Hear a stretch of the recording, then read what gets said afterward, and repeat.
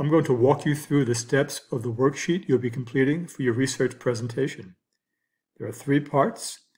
Give me the topic at the top. Number 2, the citations you'll be using.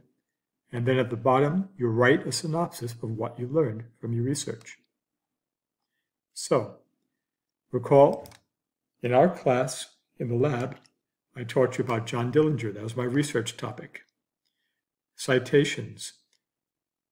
I want you to restrict your searches by file type, number 1, by site, number 2, and using a database, number 3. So, first, going to Google, you'll type the word file type, and you'll do a search for a PowerPoint and a PDF. Look at your results and see which ones you like best. So, for example,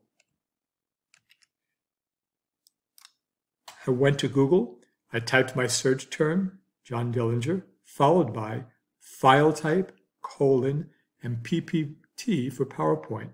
And you do the same with PDF. Okay, all this is one word. And notice now, all of my hits are PowerPoints, every single one. And what you do, find one that sounds interesting, look at it. This downloaded to an actual PowerPoint, so I'd open the PowerPoint. Sometimes they open in the cloud and you'll have the web address and you can simply copy and paste the web address here. If you go through this and you like this PowerPoint, then go back to where you found it, the 3 dots, and there's your source. Right-click, select Copy Link Address,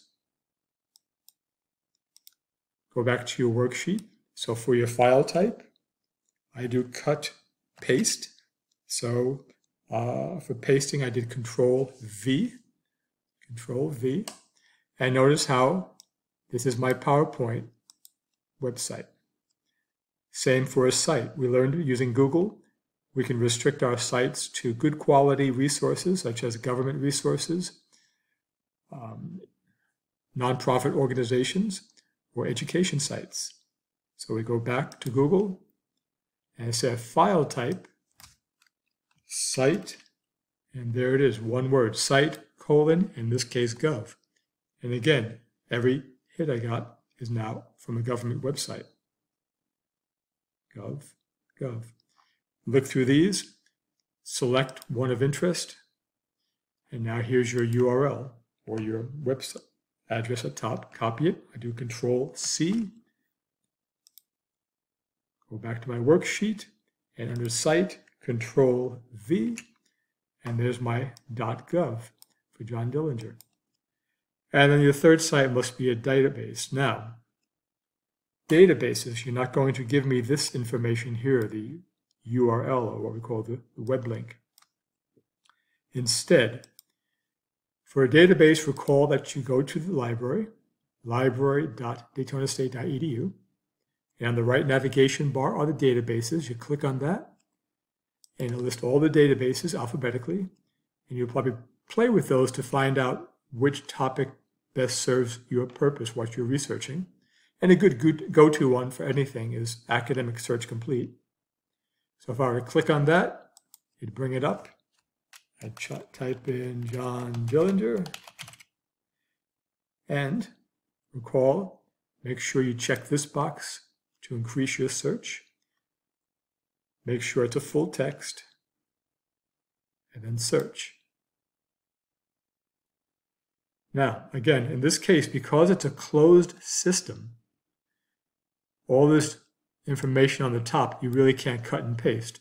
If I were to paste it and someone else tried to click on it, it wouldn't lead anywhere, because in order to get into a database, you have to have a student ID. So this top part is worthless. So instead, what you do, you're going to tell me which database, right? All these databases there are here.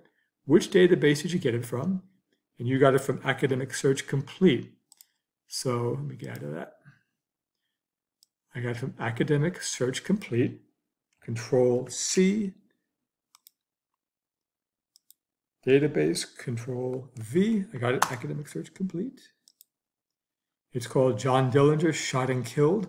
And the information I need is the author, the name of the journal, the date, issue. All that is right there. Just copy and paste that. Control copy. John Dillinger shot and killed.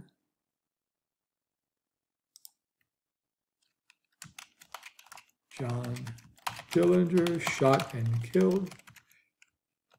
And there's the information. So now, since I can't get there through the website, it's directly, I'll have all the information I need to locate it myself in that particular database. If you have any more, whether it's .com or from any source that you use you find helpful, just give me your best one here, just one of them. Then at the end, once you've read everything, learned something, put your cursor, hit enter, and start typing here your synopsis. Notice minimum 225 words.